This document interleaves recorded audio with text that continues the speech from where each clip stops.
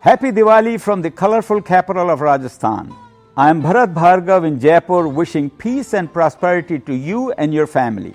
Building upon what a poet visiting Jaipur once said, this city is like a beautiful bride during the Diwali season wearing a pink zaridar sari and loaded with sparkling jewelry.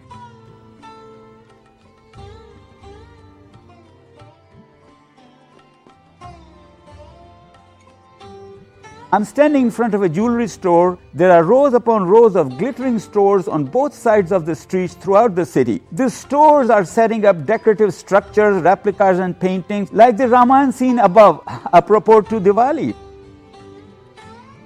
Here's an alley called Haldiyon Ka Rasta.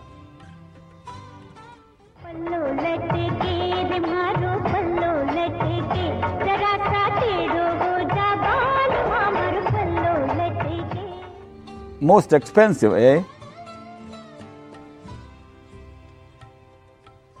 I see some stores are still giving some last-minute touches to their decorations, so how about we come back for Diwali night later and I take you back a few days during the daytime for a quick tour of the Pink City and to see the hustle and bustle of Diwali preparations and shopping. Welcome to Jaipur. You have just arrived by Palace on Wheels. Here's the station of Jaipur, a darling of the tourists, located in the Golden Triangle of India along with Delhi and Agra.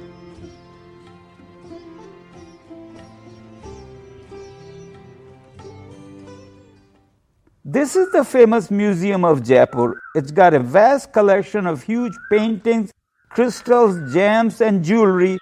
Even the ancient armor, swords and their scabbards studded with precious stones. There is Ramnivas garden in front of it, housing a zoo, a bird sanctuary and performing arts facilities. I can't help reminiscing a bit at this point. We lived about half a mile from here on Chauda Rasta, and every evening we would come for a walk up to the museum. There were kulfi, pani puri and other khomchas all around. It all seemed so magical. Of course, we all have mesmerizing memories of our childhoods, wherever we may have grown up. You're looking at one of the 7 gates in the wall surrounding the city. In the past, these gates used to be closed at sunset for safety of the citizens and opened at sunrise. By the way, pink is supposed to symbolize hospitality and romance. Allow me to indulge in something personal. This is the house we grew up in. There were no fences or stores in the front. The middle opening was the main gate and one on the left was a makeshift garage. My brothers and I used to play Sitolia with friends right there on the sidewalk. At the end of Chauda Rasta is one of the outer gates of the central palace with Tripolia Bazaar on both sides of it. This minaret is called Sarga Suli, which we reckoned was an upper branch for Swarg Siri. Look at those men above the stores frantically building structures for Diwali decorations and lighting.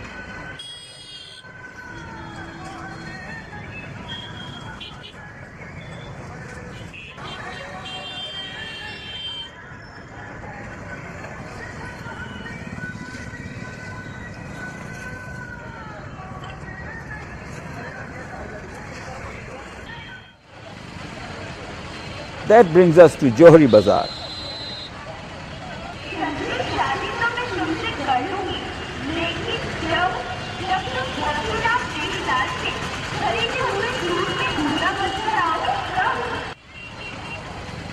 This is the famous Hawa Mahal from where Maharanis and scores of other ladies would watch the festival parades or simply enjoy the breeze.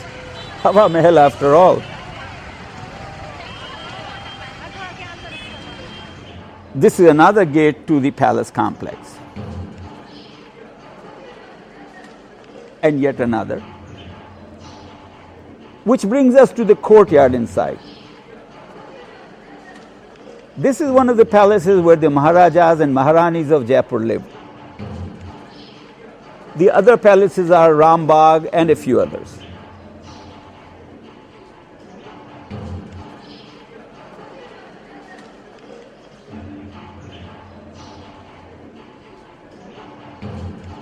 This is Maharaja Jai Singh II, who applied his genius toward founding Jaipur 300 years ago with beautiful structures and uncommonly wide grid-type streets. Skilled artisans and artists were invited to Jaipur from all over India, even abroad, and allocated their own streets according to their trades.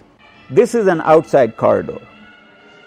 The complex also includes the prominent Govind Dev Ji temple and Jantar Mantar or observatory, which houses many astrological instruments. The shadow of this huge structure shows the time of the day on the sundial below. Among the many palaces of Jaipur Maharajas and Maharanis, one is this Jal Mahal. The view is simply breathtaking, with the palace standing in the water with mountains and greenery all around.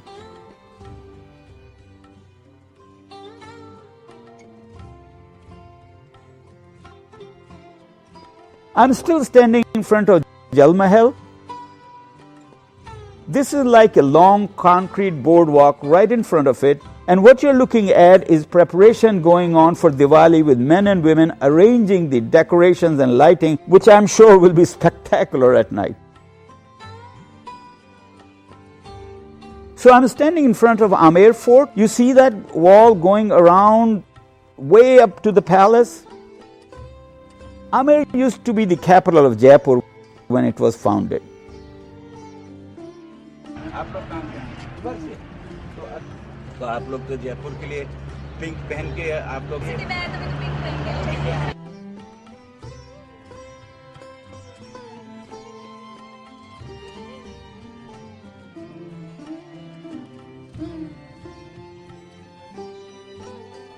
As you can see, there is the walkway to the fort, the winding ramp going up along the wall. They used to ride on elephants to be able to go up.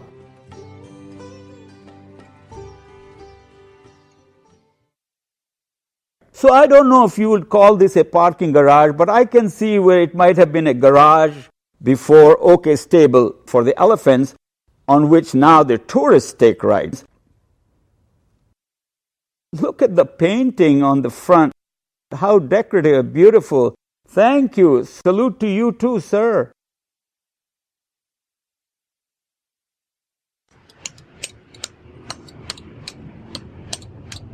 It's my impression that large number of temples get their statues from Jaipur, and this is the row of sculptors that are making various marble statues. क्या साहब ये हाथी हैं, ये दोनों हाथी हैं?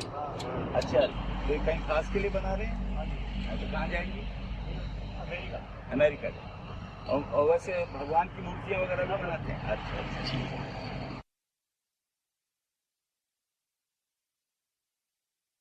Jaipur is known for its artisans, craftsmanship, architecture, markets, even performing arts. You have heard of Jaipur gharanas of singing and Kathak.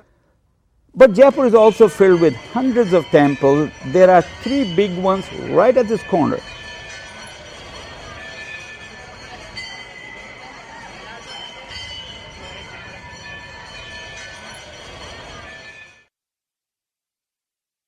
We're now at a place called Moti Dungri. It is right within Jaipur. The word Dungri means like a hill, and Moti, of course, is pearl. I don't know how it was named, but what it has is a prominent Shiva temple. Now, this temple is opened only once a year on Shivratri. I don't know what the fort is doing around it. Maybe keeping people out of there the other 364 days. I'm kidding. But I say that because it is not a palace, and I know Shivji does not need anybody's protection. But it's there. Just so you know, this one is not a temple or a palace, it's a convention hall.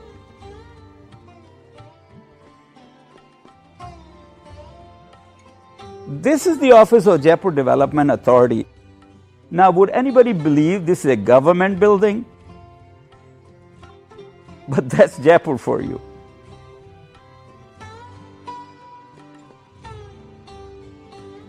Behind me is Vidhan Sabha, or the State Assembly of Rajasthan.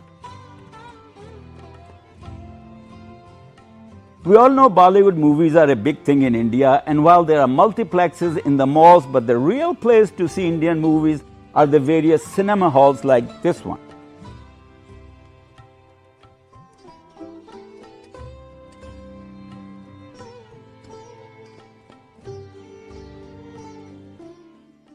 And near the cinema hall, this is the school where I took my elementary classes, St. Xavier. In fact, this is the school where for the first time we celebrated India's independence in a big way on August 15, 1947.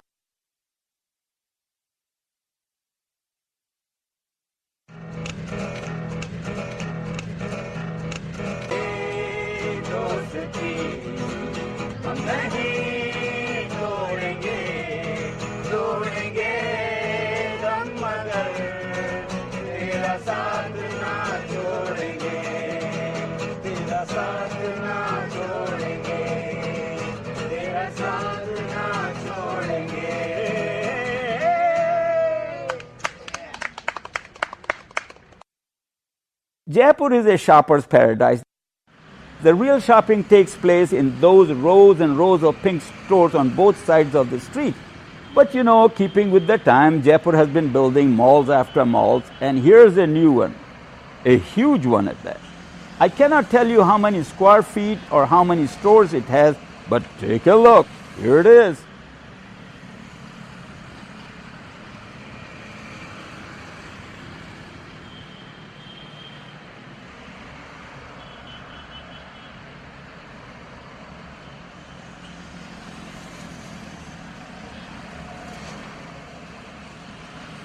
For Jaipur-holic shoppers, there are many other chic as well as traditional malls.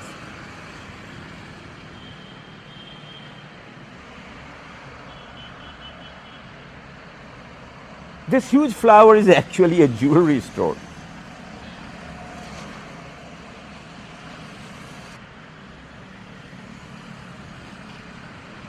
Speaking of flower, at the other end of the spectrum, a lot of people have set up temporary businesses right on the sidewalks, briskly selling Diwali goods. I don't know what they sell in these stores year-round, but these days there are scores of places like this one selling fireworks all over the city. That reminds me, let's fast forward to the Amavasya night of Deepavali.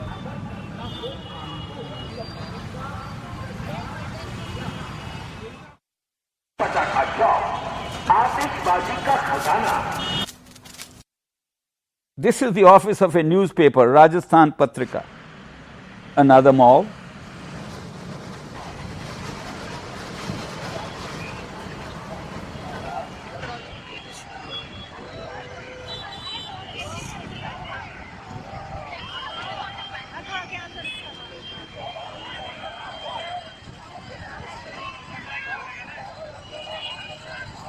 Another thing Jaipur is well known for is food, all kinds of food. This is one of the famous restaurants of Jaipur, Lakshmi Mishtan Bhandar, a very appropriate name for Diwali, but it's humming all year round.